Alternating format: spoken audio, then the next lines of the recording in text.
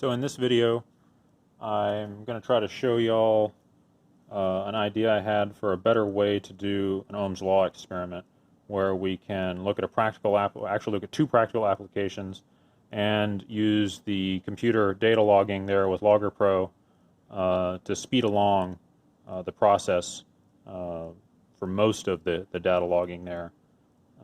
But to start with, I want to look at instead of just a generic resistor on a board, we're going to look at the current voltage relationship for a resistor that is used for sensing current in our multimeter, and show how that is used to turn our voltmeter into now a voltmeter and a current meter with a known resistance and Ohm's law. So particularly for this one, it's advantageous to use a usually the resistance is supposed to be relatively small, and thus the voltage drop across it is small enough that we can ignore it. Well, in this case, it's easiest to look at the microamp scale and look at the fraction of a volt that drops across the meter in that scale, because the resistance is large enough that we don't have, it's not in the same order of magnitude as, for instance, the resistance across the wire connections, and so we can more clearly see what's happening. So I have this is a 42,000 count meter, a cheap one, but it'll be most similar to the Amprobe AM-140-A meters we're getting from most of the labs here. So I'll go ahead and show how all this goes together. We're going to have power coming out of our supply. This is just a decade resistance box set to 2,000 ohms. That's there to just give me better resolution with our knob, because we're only going to be going from 0 to 0.4 volts. So this allows me to set the power going through here a lot easier. So we'll come out of our current meter, and to start with, we'll go ahead and have that disconnected. This will just, our voltmeter, our millivoltmeter more specifically, will, and we want DC on both of these. So we have a 0, 0 data point. And we can actually go and run this with a blank experiment file.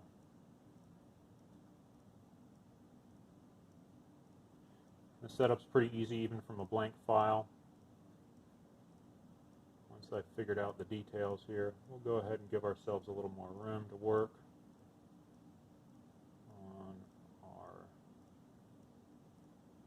data columns here. The critical part here is that to compare this with another resistor, we're going to do some data logging using Logger Pro. We need to trick the computer into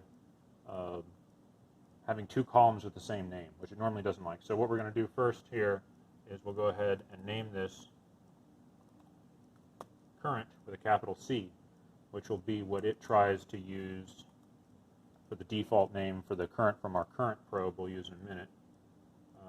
Short name capital I, units, capital A, okay, and it'll let me do that now since the current probe is not plugged in. And we're going to name this one burden voltage. So that's what this is.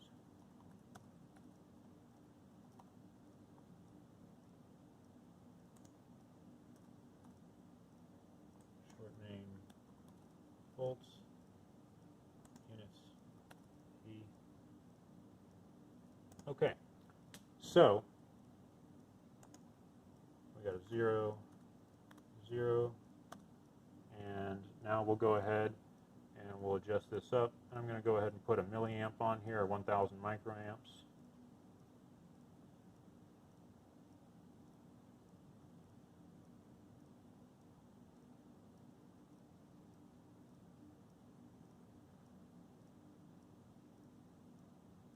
Okay. So we have, I'm going to go ahead to be consistent with the data, we'll log using the current sense that goes through the LabQuest Mini. I'm going to put this in amps, so 0.0010152. Enter. And then I have millivolts, so I have 0.1031 millivolts.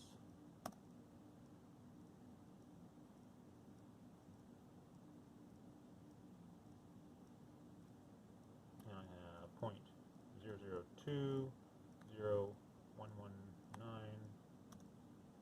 amps and 0.2044 volts.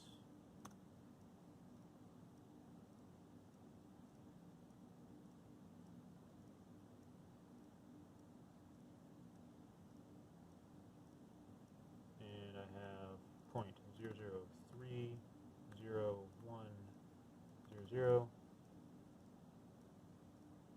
amps and 0.3058 volts. And for our last data point here, we have 0.0040398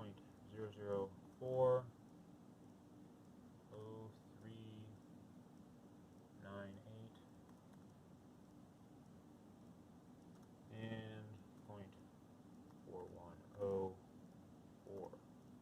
volts. Enter.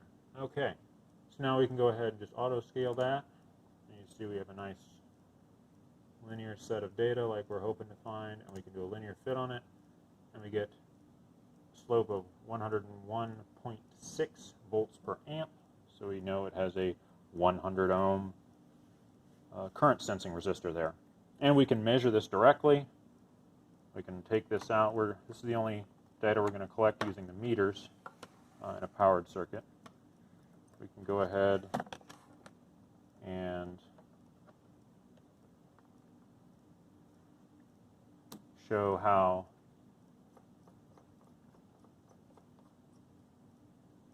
the ohm meter reads 101.7.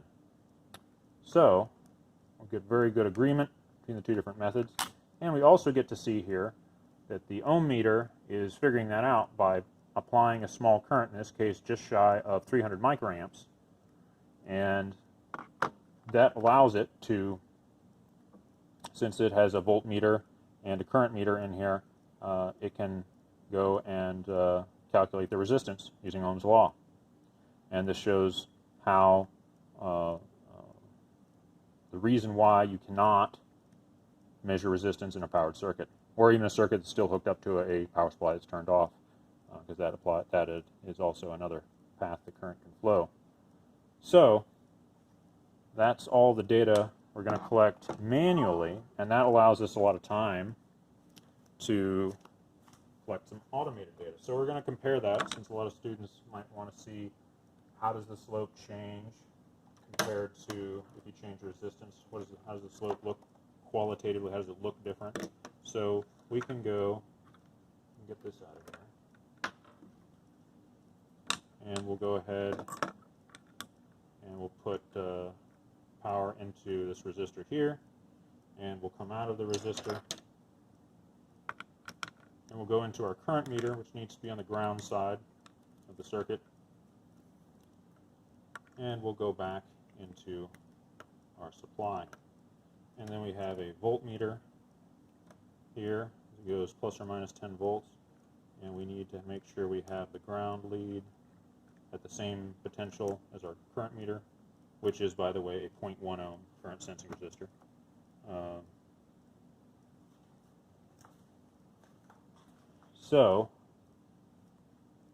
And this allows us to log up to 600 milliamps. And now we can go ahead and plug this in. And because we named our current exactly as the default name for the column that comes up for the current sensor, it will allow us to graph both here. So we don't need either of these other ones that it generates here, their time on the x-axis. So we'll just stretch this out, and we'll go here, and we'll go more, and we'll find the latest, and select potential. That's okay. All right. So now we have both of these here, and we have the manually entered data and the automated data showing up here on the same graph, hopefully. So I shorted that out, so now we can do zero the sensors.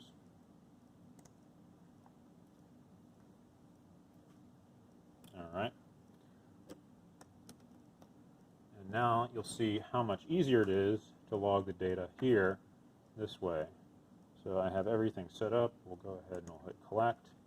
And we have 15 seconds to get this up to 10 volts.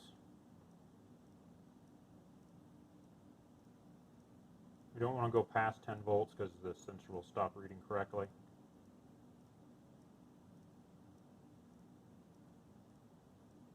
All right. Okay. And auto scale. Yeah. Okay. So that's auto scale. So let's get that box down there. And so you see you have plenty of data to work with the default settings. And we'll go ahead and turn this back down. And we can go ahead and do a linear fit on this. No, on the latest. Okay, and you see we have a slope here of 195.8 volts per amp. And we can disconnect this and show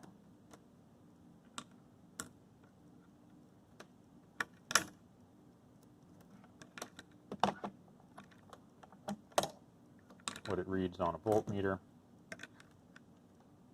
excuse me, an ohm meter for independent verification here. You see we get 199 here. I narrowed that down to the fact that this current meter is reading about 2% low compared to a better current meter,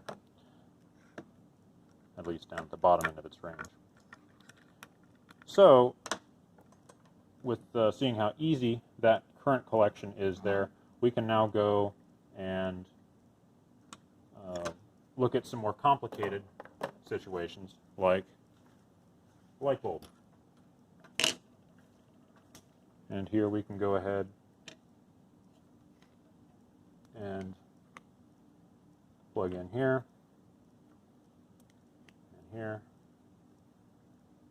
and we'll just apply these leads here. Actually, for better no, we should probably just go ahead and stick with it up here. There's not that much drop across our connections here with the current that we're going to be looking at. So now we have everything set here to look at this. However, we want to change the collection mode. Since this filament has a little bit of thermal inertia, you'll see here it is advantageous. It's advantageous to go ahead and choose a different collection method, because otherwise, as I went up the with a constant voltage setting on here, as the voltage went up, if every time I stopped turning the dial, you'd see the current would start to go down as the filament heated up to equilibrium. So what I'm going to do is set this for data collection. I'm going to, instead of doing time-based, I'm going to do selected events, so I can select each data point that I want. And I'm going to click Done. Okay. So yes, I want to store the latest. Okay. And we can go ahead and do this all in the same graph here. So we can go ahead and hit collect, and we'll start out with that data point there at 0, and we'll hit keep. And now I'm actually going to, since we're going to be doing 10 milliamp increments here, I'll go ahead and I'll turn the current down on this current regulator. I'm going to turn the voltage way up to probably about 12 volts or so, not critical. And then now I can go ahead and you'll see what I'm talking about here. If I send the current up, you'll see it there's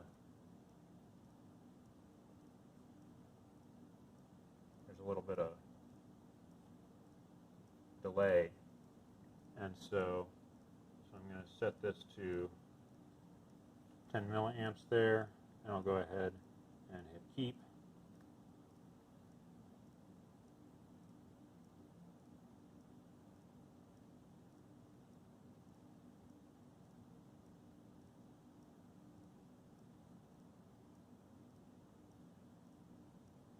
Milliamps,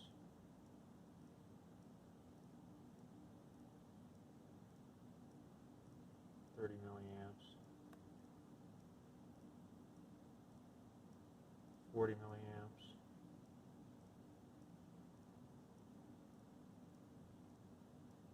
and as you can see there, I have to wait. I'm starting to have to wait a little bit there. I went just a little bit too fast, but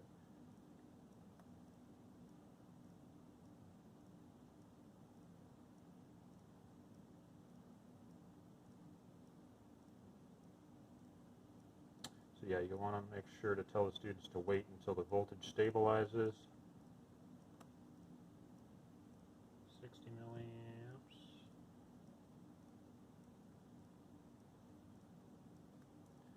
And as the filament starts to glow here, that delay is not nearly so pronounced.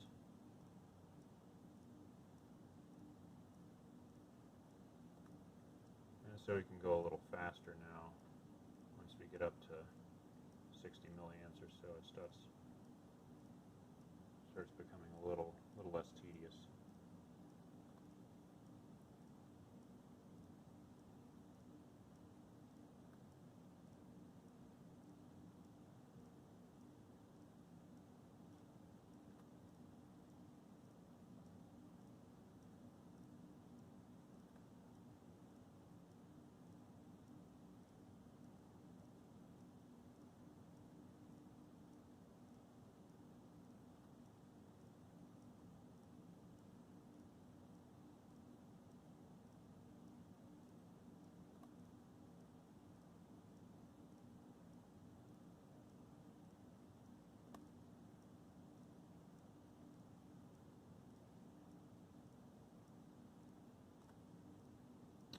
And we'll get up to 200 here eventually.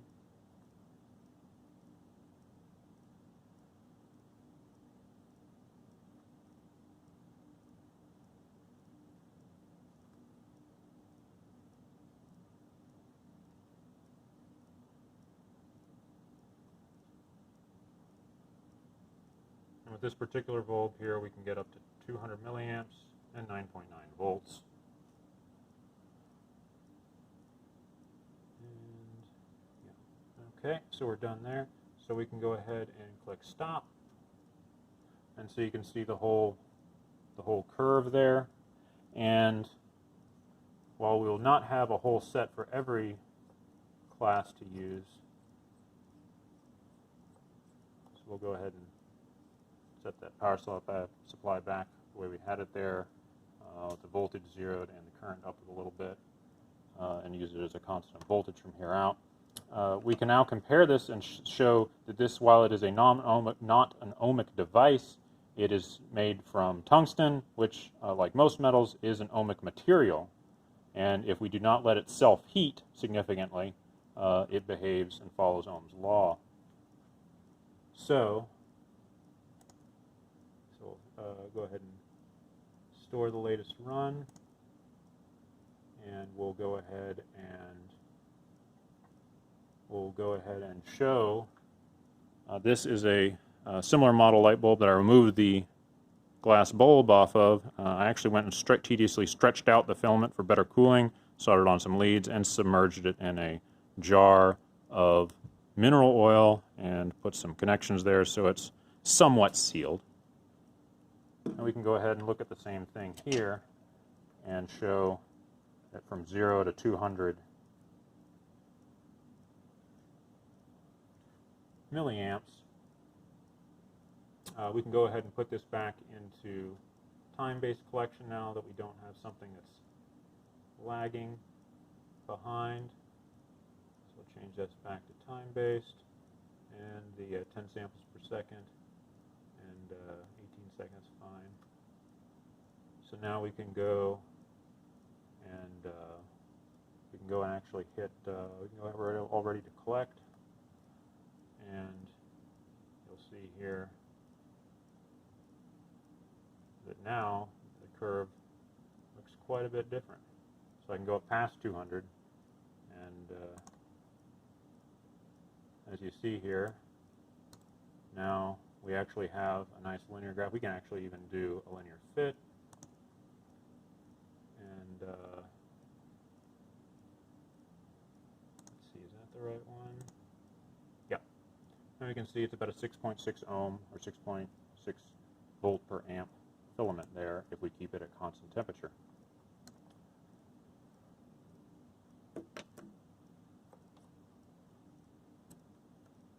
So we can also look at some other non-ohmic devices. This is a standard silicon diode here. We can go ahead and look at this. And we'll go ahead and plug this in here. And that's all set. We'll go ahead and set our current limit a little higher here. We can put up to 0.5 amp on this. This is a 6 amp rated diode, so it's quite a bit more abuse tolerant than the little signal level diodes we had on our older boards. So we're all set here. We can go ahead and that's put down. We can go ahead and hit collect, and we can see that the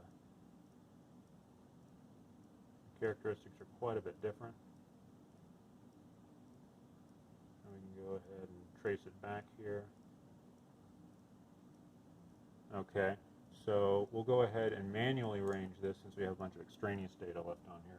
And we'll start that at go from 0 to a volt. Okay, well, we don't need negative, we need 0. Okay, and if I get this other stuff out of here, we can see here that we have the blue lines here are holding at 0, and then once you get up to the forward voltage, it starts conducting quite well. And we can show that when you switch the diode,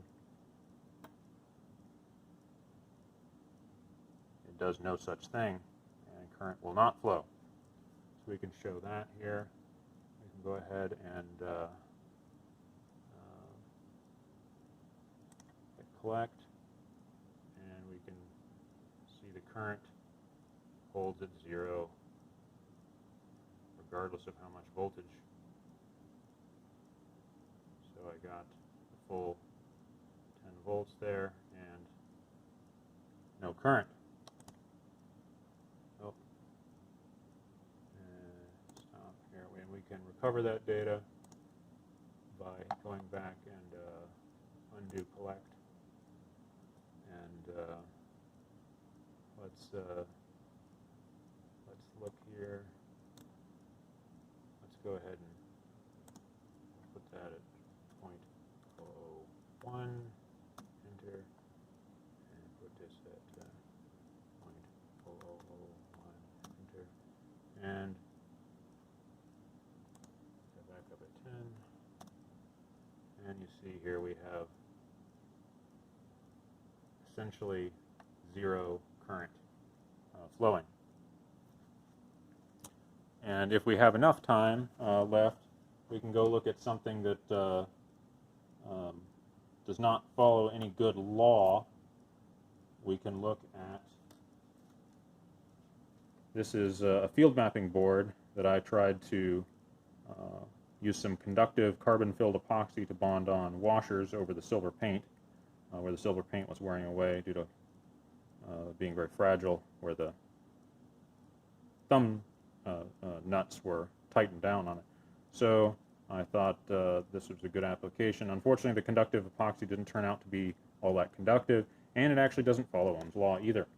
So in order to show that, we can go and let's go ahead and first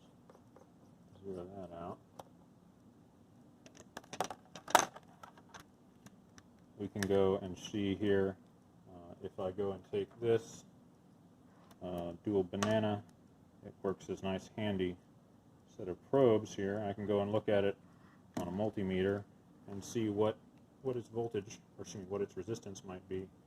And it's coming in from the silver paint to the metal here. We got 350 ohms or so. But that is with some hundreds of microamps. Well, what happens if we look at it with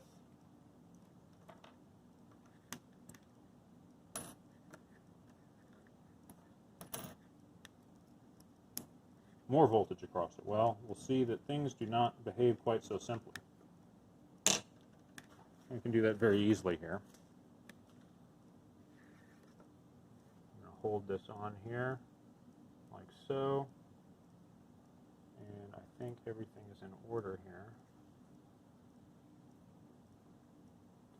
So I'm going to very carefully, so we'll go ahead and tell it to store latest run, and now we can go ahead and hit collect again, and we'll run it up.